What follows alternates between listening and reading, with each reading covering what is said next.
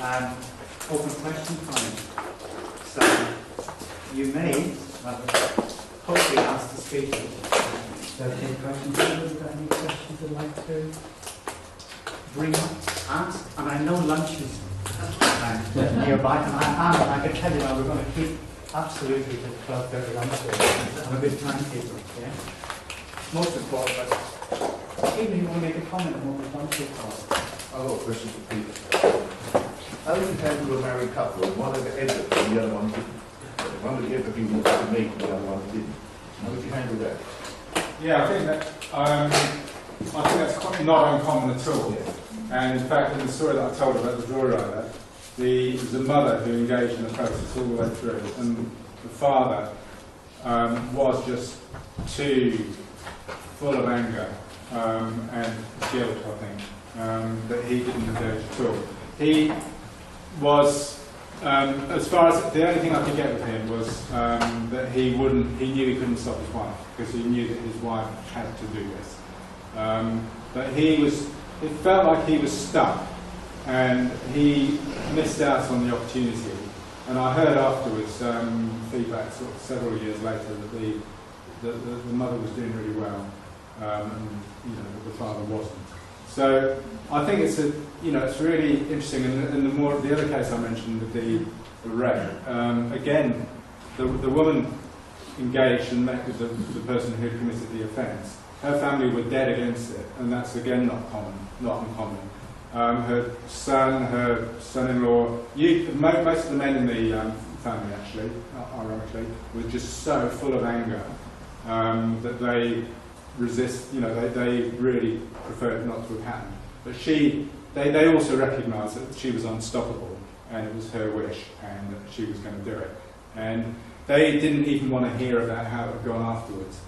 But one of the things that I found most moving, and it was resonant from what was just said about that, was that woman afterwards, every time I met her for 3 years, amazingly, she would go into great graphic detail without any invitation from me into her experience on that day.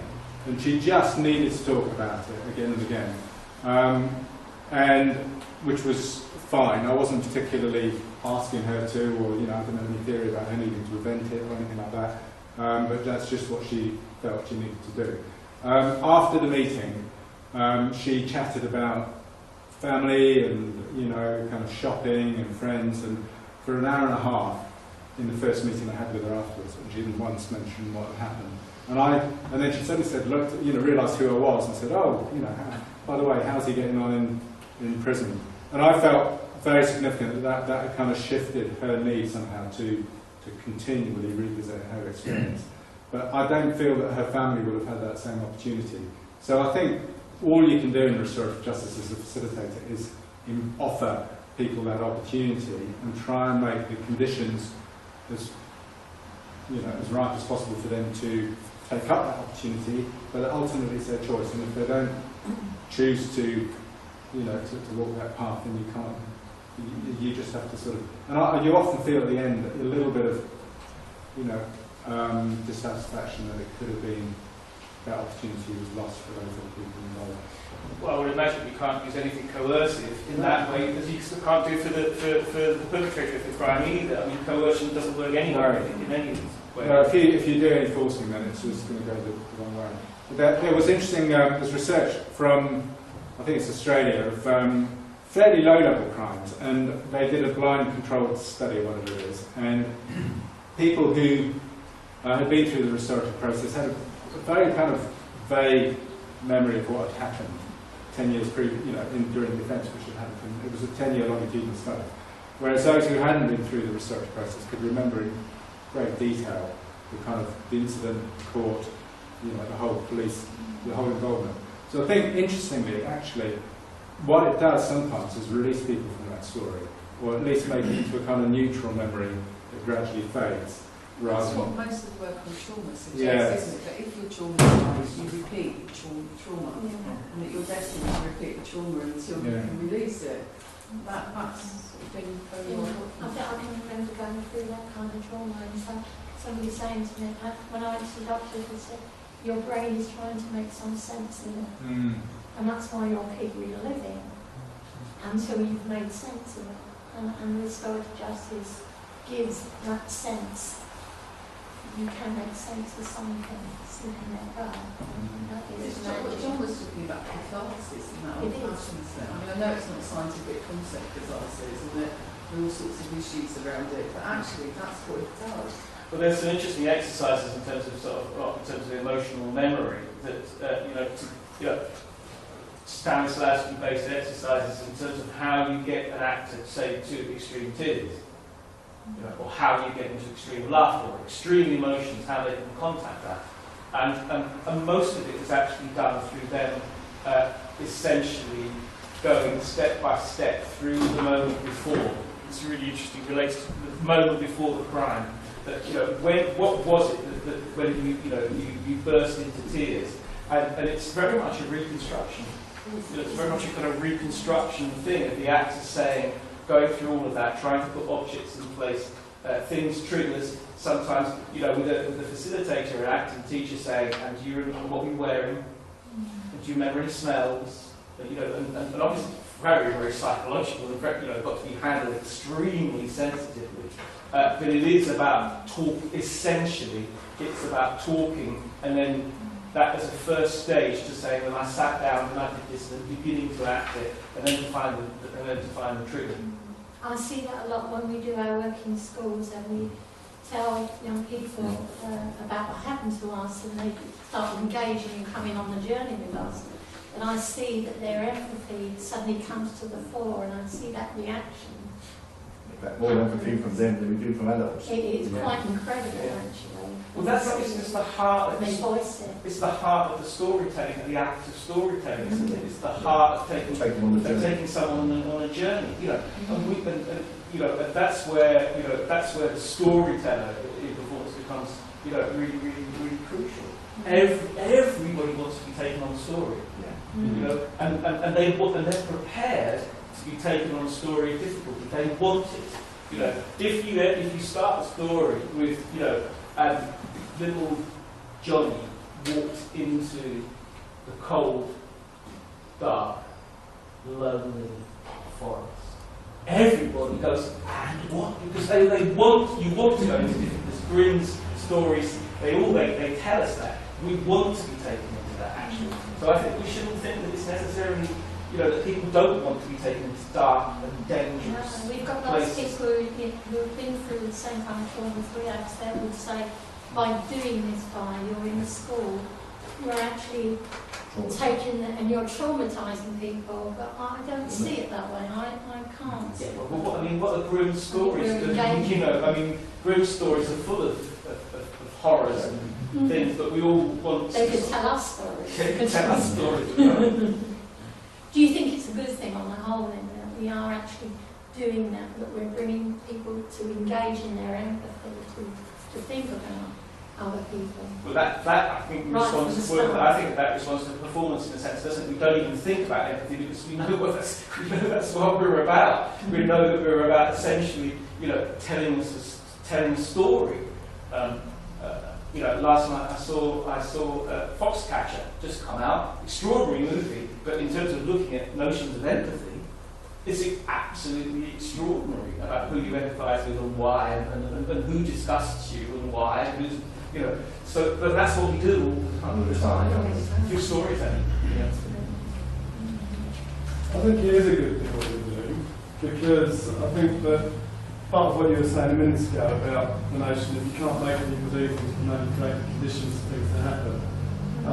And so I guess what you're doing is you're giving people more insights and more a wider palette of experience, the experiences they haven't had, yet can add to their own sort of palette of understanding that they can then deal with the world in their own ways and make the decisions they're going to make in the moments that they face as they go through their lives. So I think that it may be upsetting to hear terrible, traumatic tales, but actually that upset, it perhaps can equip someone to deal with something in a different way and make a decision at different points in time for themselves. And in that respect, I think that if I understand what you do, then I would say that was positive work. I don't want to talk too much about the work we do in terms of design, because we'll get onto that this afternoon, but part of the design that we do is about what we call design for social innovation. So that's looking at new ways that people can work together to address social challenges. And a lot of social challenges are emergent and new because the world's always changing. So one of the things that we work on is this idea that actually as a designer you can't really go in and solve the problem. What you can do is you can make a contribution to creating the conditions in which other people can then go on and solve their own problems.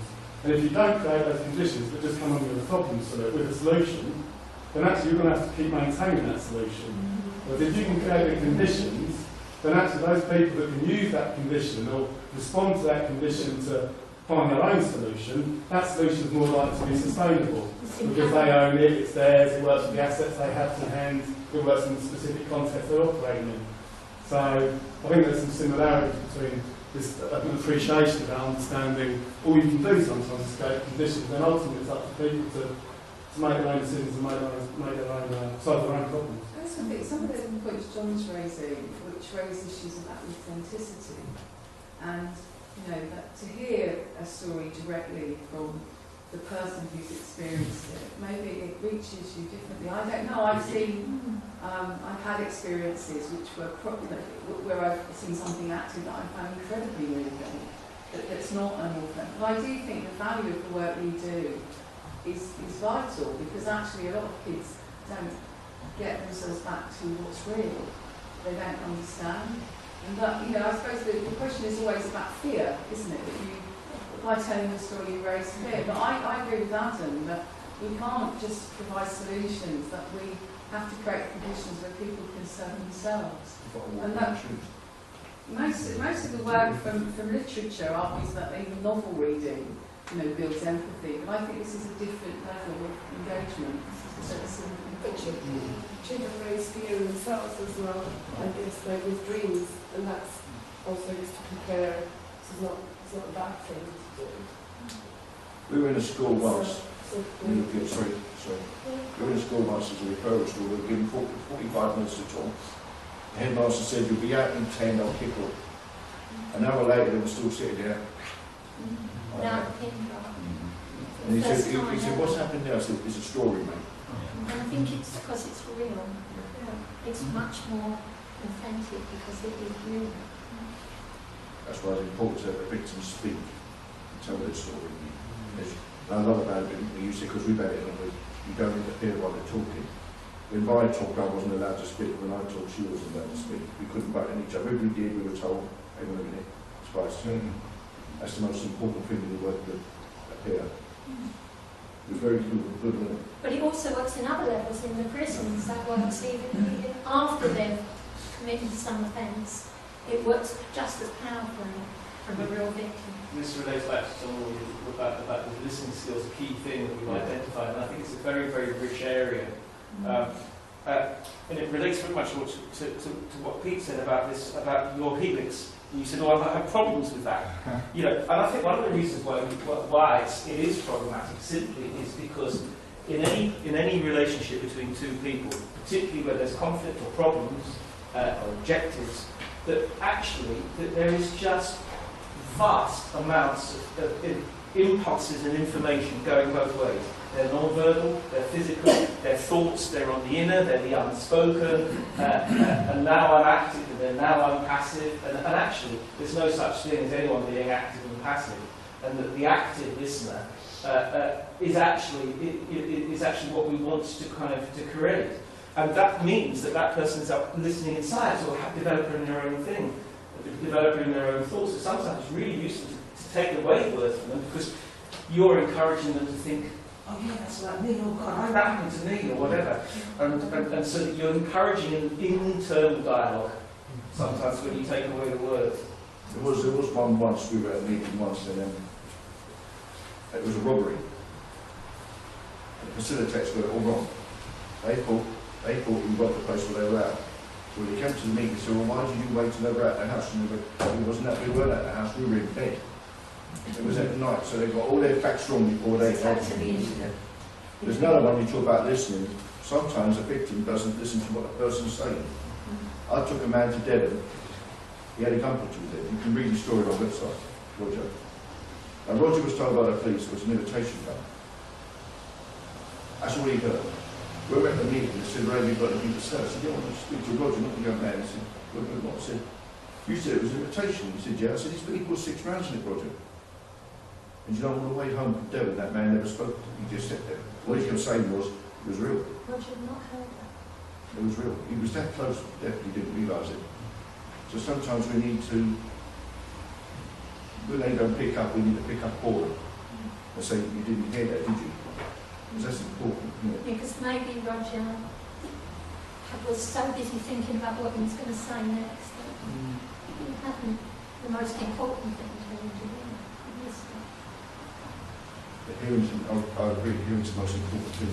Can I, Thank you. thanks, Brian. Lunch?